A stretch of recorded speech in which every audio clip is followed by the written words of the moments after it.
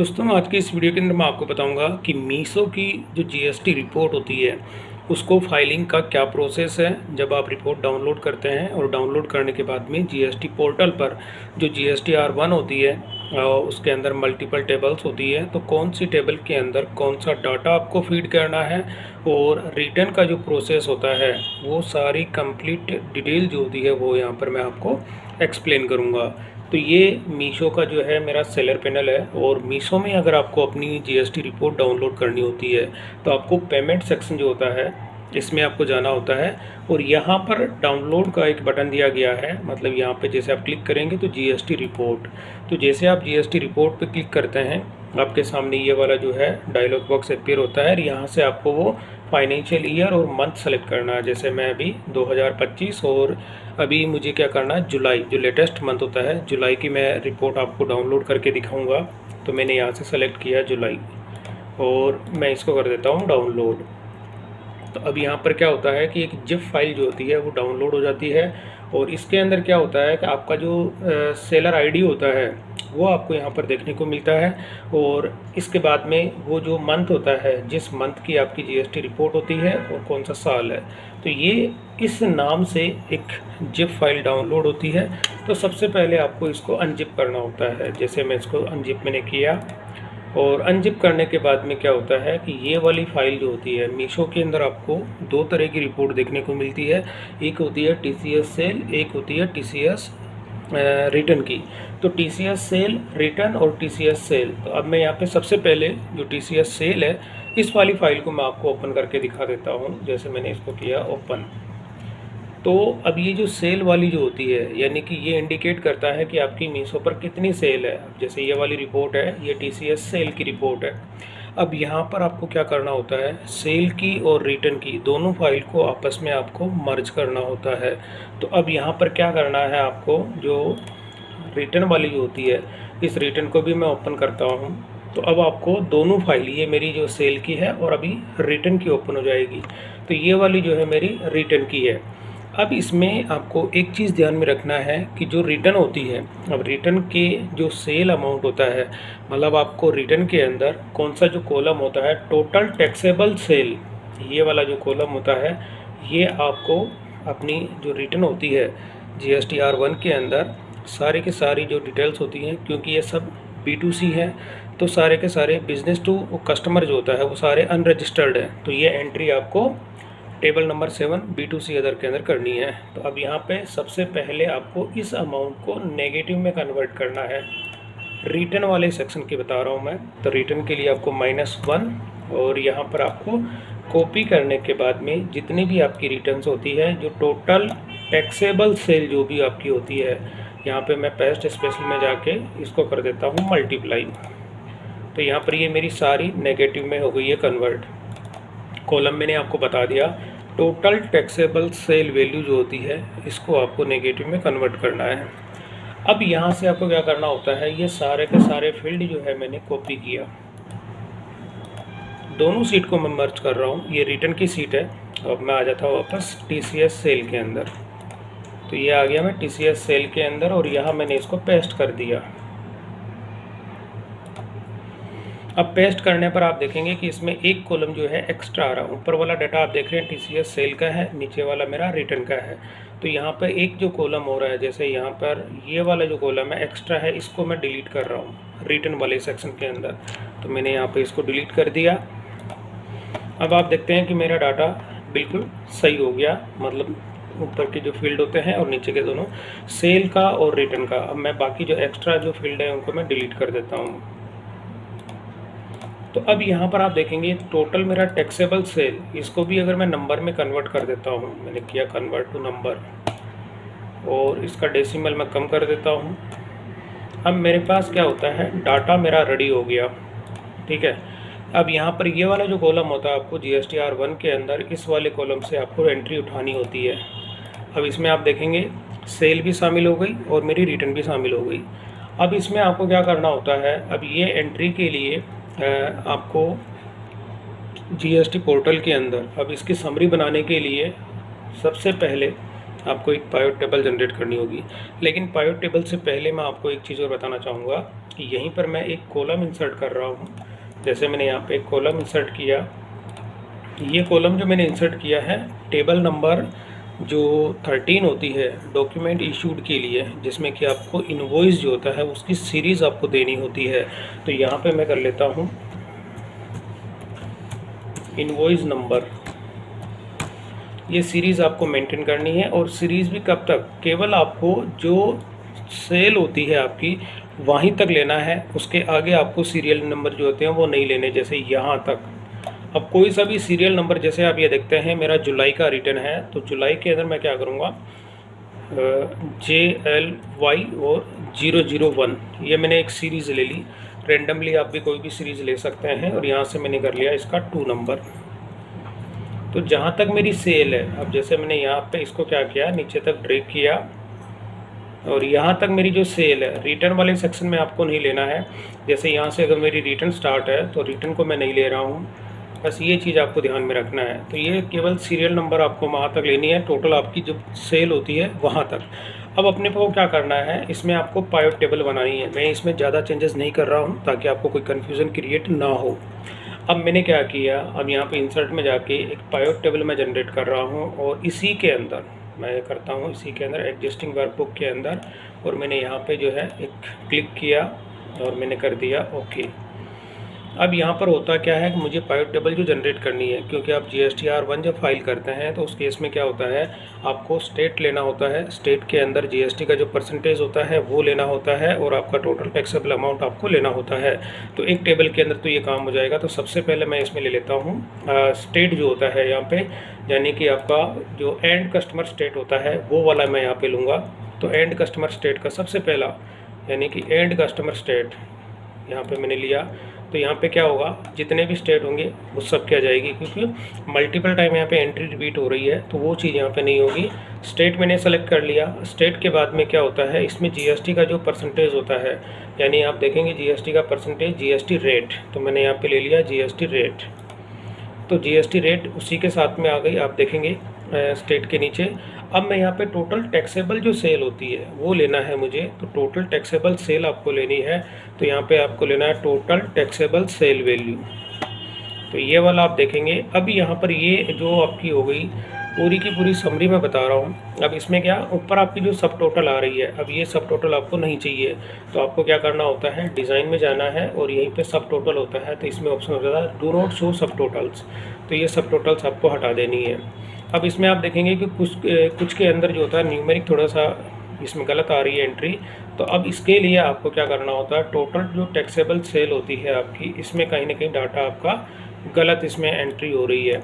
तो अब जैसे आप देखेंगे ये 12% के अंदर ये वाली जो एंट्री आप देख रहे हैं, इसमें कहीं ना कहीं ये मिस्टेक हो गई है। जैसे 12% आसाम के अंदर और इसमें जो है गुजरात के अंदर। तो यहाँ से अगर मैं इन एंट्री को देखता हूँ,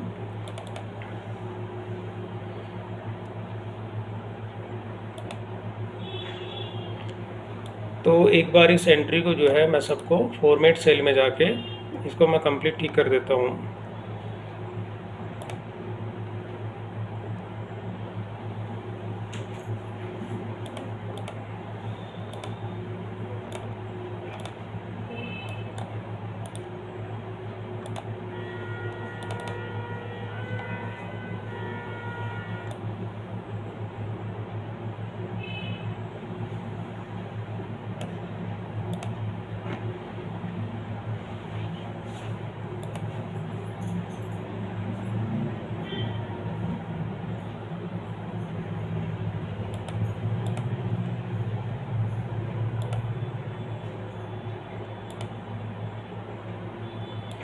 इसकी भी मैं वैल्यू को थोड़ा फॉर्मेट सेल में जाके चेंज कर लेता हूँ।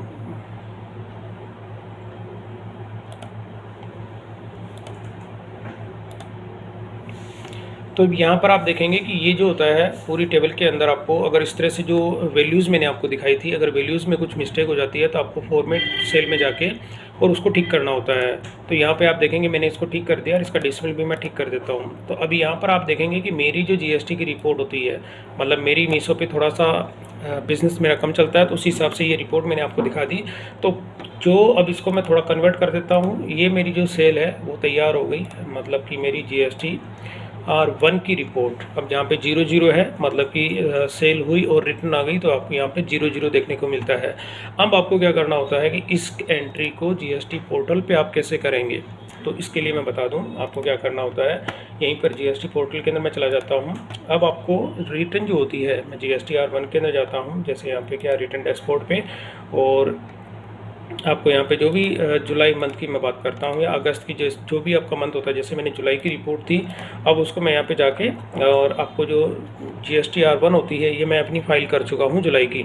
तो अब मैं यहाँ पे जैसे क्लिक करता हूँ और क्लिक करने के साथ ही जो होता है, अब यहाँ पर जो होता है टेबल नंबर 7 B2C अदर्स, इसमें आपको जाना है और जाने के साथ ही आपको ऐड रिकॉर्ड का ऑप्शन इसमें मिलेगा। क्योंकि यहाँ पे मैं अपनी रिटर्न को फाइल कर चुका हूँ तो वो ऑप्शन अभी आपको देखने को नहीं मिलेगा। लेकिन इसमें एक चीज़ और होती है, अब ये जो रिपोर्ट मैंने बनाई है अभी, जैसे यहाँ पे मैं दिखा दूँ, तो ये वाली जो रिपोर्ट मैंने बनाई है अभी, जैसे आपको ये चेक करना है कि आपकी जो रिपोर्ट है वो करेक्ट है या नहीं है। ठीक का मतलब आपने जो रिपोर्ट बनाई है जैसे स्टेट वाइज होती है, तो इस स्टेट वाइज को आपको चेक करना है। तो चेक करने के लिए आपको क्या करना होता है, आपने जो टीसीएस जो होता है, यानी हर मार्केट प्लेस आपको एक टीसीएस की रिपोर्ट प्रोवाइड करता है। और यहाँ पर अगर मैं जैसे बात करता हूँ, जीएसटी पोर्टल पे जाता हूँ, सर्विसेज के अंदर रिटर्न, और रिटर्न के अंदर TDS and TCS credit receive. अब यहाँ पर मैं अपना वो फाइनेंशियल ईयर सेलेक्ट करता हूँ, जैसे मैंने जुलाई की मेरी रिपोर्ट थी, तो अब इस जुलाई की रिपोर्ट के अंदर ये TDS and TCS credit receive, तो इसमें जो भी आपका मार्केट प्लेस होता है वो आपकी सेल के ऊपर टीसीएस जो डिडक्ट करता है, यहीं पर मैं उस मंथ की दिखा देता हूँ। तो टीसीएस क्रेडिट रिसीव की रिपोर्ट, अब यहाँ पर ये अमेज़ॉन की है। अमेज़ॉन के साथ ही बाकी के जो भी मार्केट प्लेस होते हैं, जैसे इसमें आपको मीशो की भी रिपोर्ट मिलेगी। अब मीशो के अंदर सबसे पहले जो मैंने रिपोर्ट बनाई है, जैसे मैं अगर आपको ये दिखा देता हूँ, तो यहाँ पे मेरा जो पहला ही स्टेट है जैसे आंध्र प्रदेश है। अब आंध्र प्रदेश की आप सेल देखते हैं तो मेरी यहाँ पर सेल आ रही है नेगेटिव के अंदर 106 रुपये 25 पैसा। अब आपको ये टेली करना है कि आंध्र प्रदेश की सेल आपके वहाँ पर क्या दिखती है टीसीएस के अंदर, और मंथ मैंने बता दिया जुलाई मंथ की रिपोर्ट है। तो वापस मैं जीएसटी पोर्टल पे जाऊँगा और यहाँ पर आंध्र प्रदेश, अब आप देखेंगे कि मीशो के अंदर यहाँ पे ये मीशो टेक्नोलॉजी प्राइवेट लिमिटेड है, और यहाँ पर आप देखेंगे रिपोर्ट क्या है, आंध्र प्रदेश। जो स्टेट अगर आपको मैं दिखाऊँ तो यहाँ पे आंध्र प्रदेश है, और उसकी रिपोर्ट मैंने क्या दिखाई थी कि टोटल आप यहाँ पर देखेंगे नेट वैल्यू कितनी आ रही है, माइनस के अंदर 106 रुपये 25 पैसा। तो आपको अपनी जीएसटी रिपोर्ट जो होती है उसको चेक करने का प्रोसेस भी मैंने आपको यहाँ पे ये बता दिया कि चेक करने के लिए आपको अपनी टीसीएस रिपोर्ट में जाना है, और इस तरह से पीओएस के अकॉर्डिंग पहली एंट्री मैंने आपको दिखा दी थी कि आपको 106 रुपये की जो एंट्री होती है, यह आंध्र प्रदेश की मैंने दिखा दी। अब ठीक इसके बाद आसाम और गुजरात की एंट्री आपको 00% देखने को मिल रही है। तो 00 को मैं अभी नहीं दिखा रहा, चलो एक एंट्री आपको एज ए प्रैक्टिकल जो डेमो के लिए दिखा देता हूँ। आसाम की एंट्री यहाँ पे 0 आ रही है, तो मैं आसाम की एंट्री अगर आपको दिखाऊँ तो जैसे मीशो की आसाम की एंट्री, आई थिंक ये हरियाणा मिज़ोरम, ये आसाम, और यहाँ पे देखिए तो ये आसाम हो गया, स्टेट हो गया, और इसके अंदर मैंने क्या जो सेल हुई थी वो रिटर्न आ गई, तो यहाँ पे 000। तो इस तरह से आप सेकंड नंबर की एंट्री भी मैंने आपको समझा दी कि वो 0 के अंदर आ रही है। अब यहाँ पर आप देखेंगे तो ये 0 की एंट्री जो होती है, मतलब 0 भी मैंने आपको समझा दिया। अब इसके बाद अगर मैं बात करूँ हरियाणा की एंट्री आ रही है, तो हरियाणा के अंदर मेरे यहाँ पे 206 रुपये 25 पैसे की एंट्री आ रही है। क्योंकि ये रिपोर्ट मैंने जो समरी बनाई है, समरी को चेक करने का प्रोसेस मैं आपको बता रहा हूँ। तो सबसे पहले यहाँ पर मैंने अब हरियाणा की एंट्री आपको और दिखा देता हूँ। तो यहाँ पर जो हरियाणा जो होता है वो भी मैं दिखाऊंगा। हरियाणा की ये रही, हरियाणा की है मीशो की। तो हरियाणा की एंट्री आप देखेंगे 206 रुपये और 25 पैसे की मेरी टोटल यहाँ पे समरी आ रही है। और मैं अगर उसी रिपोर्ट में दिखाऊँ 206 रुपये 25 पैसा, तो यहाँ पर मेरी 206 रुपये 25 पैसा। तो ओवरऑल मैंने आपको ये तरीका बता दिया कि इस रिपोर्ट को बनाने के बाद आपको चेक करने का प्रोसेस क्या है। ये तो हो गया चेक करने का प्रोसेस।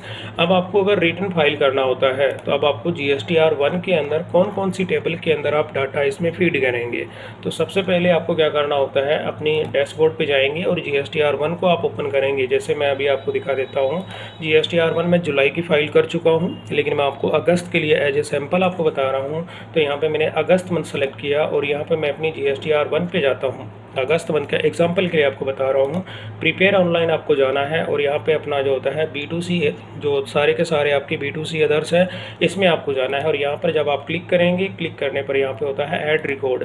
तो ऐड रिकॉर्ड के अंदर आपको POS जो भी मैंने अभी समरी आपको बताई थी उस समरी के अंदर जितने प्लेस ऑफ सप्लाई होगा यहाँ पे आपको 1 बाय 1 सेलेक्ट करना है। जैसे ये वाला आप देखेंगे कि अभी कितना है, आंध्र प्रदेश है। तो एक एग्जांपल के लिए बताऊं तो आंध्र प्रदेश आपको सेलेक्ट करना है, 12% GST है, माइनस के अंदर 106 रुपये 25 पैसा है। तो आपको यहाँ से सेलेक्ट करना है आंध्र प्रदेश।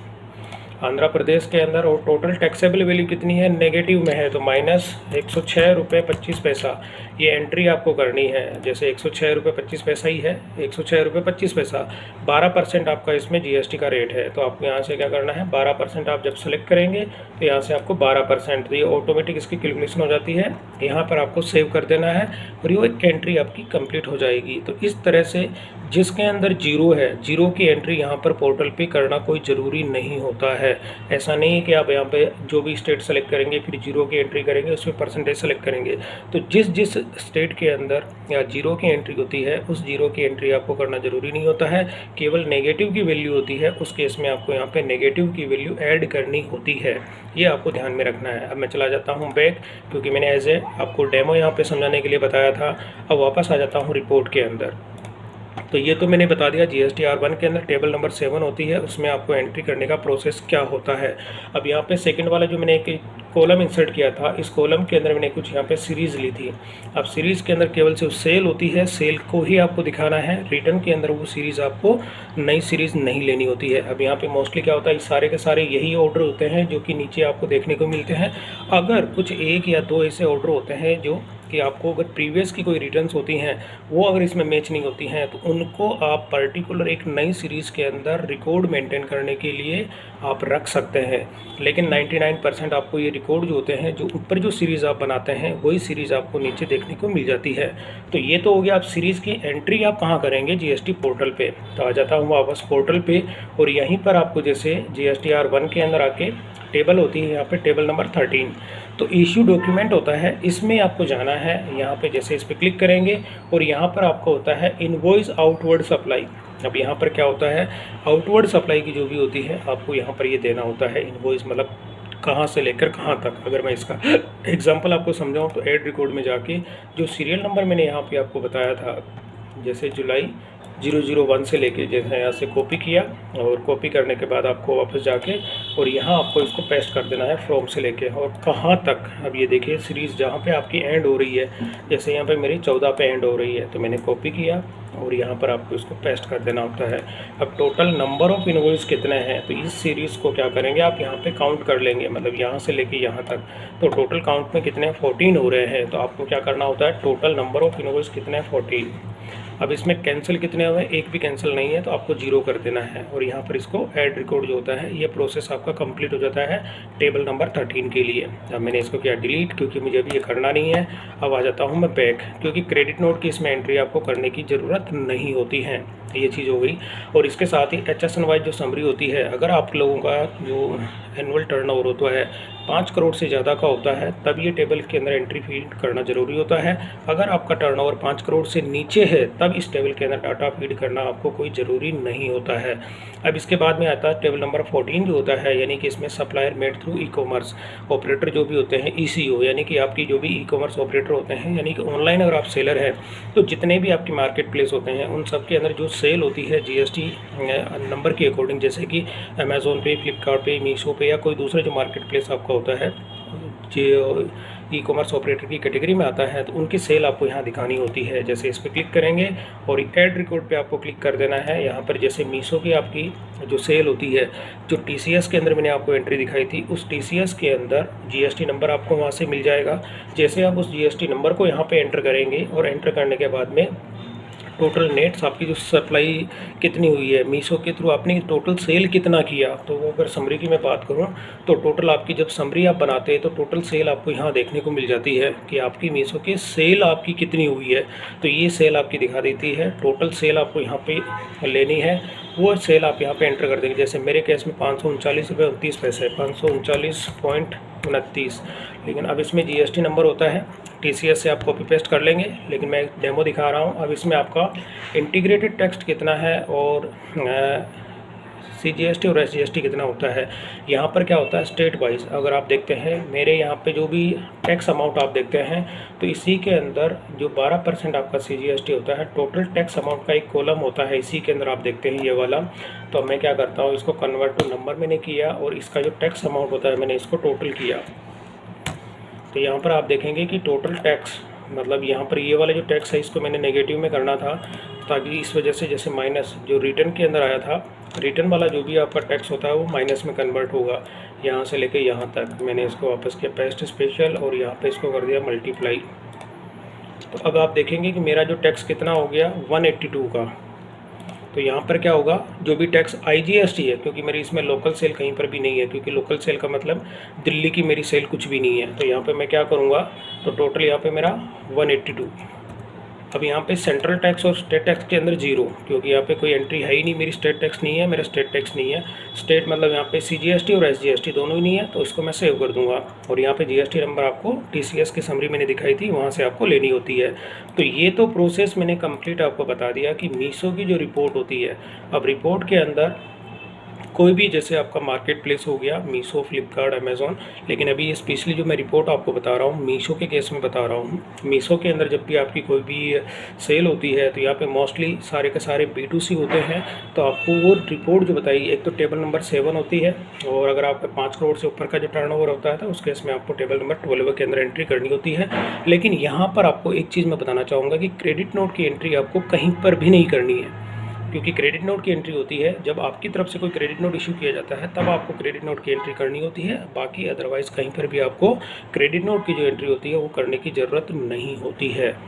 और टेबल नंबर 13 जो होती हैं वो मैंने बता दिया। यहाँ पर आपको डॉक्यूमेंट इश्यूज़ यानी कि इनवॉइस जो आपके होते हैं उनकी सीरीज़ की जो एंट्री आपको करनी होती है। और टेबल नंबर 14 होती है, इसके अंदर भी आपको अपनी टोटल GST की जो सेल होती है GST नंबर के अकॉर्डिंग जो भी आपके मार्केट प्लेस होते हैं उन सब के अंदर आपको सेल देनी होती है। तो ओवरऑल मैं यही कहूँगा कि आपको टेबल नंबर 7 यहाँ पे डाटा फीड करना है, टेबल नंबर 13, टेबल नंबर 14, तो इनके अंदर आपको अपना डाटा फीड करना होता है। मीशो के केस में वो भी अगर आपका टर्नओवर 5 करोड़ से ज़्यादा होता है तो यहाँ पे टेबल नंबर 12 HSN वाइज जो समरी होती है उसकी एंट्री भी आपको करनी होती है।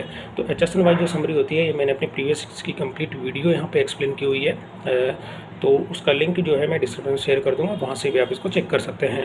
तो दोस्तों ये था मीशो के जो अगर आप सेल करते हैं तो उसकी GST रिटर्न का मैंने कंप्लीट प्रोसेस आप लोगों को बता दिया। तो इस वीडियो को अगर आप देखें, जो स्टेप्स मैंने आपको बताई है, इन स्टेप्स को अगर आप फॉलो करेंगे तो GST R1 जो होती है आप इजी वे में फाइल कर सकते हैं।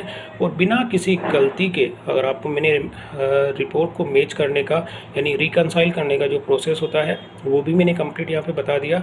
तो इन स्टेप्स को फॉलो करके आप अपनी रिटर्न जो होती है स्पेशली मीशो की, उस रिटर्न को आप यहाँ पे कंप्लीट फाइल कर सकते हैं। तो दोस्तों वीडियो पसंद आई तो इसे लाइक और शेयर जरूर करें, मेरे चैनल को सब्सक्राइब करना ना भूलें।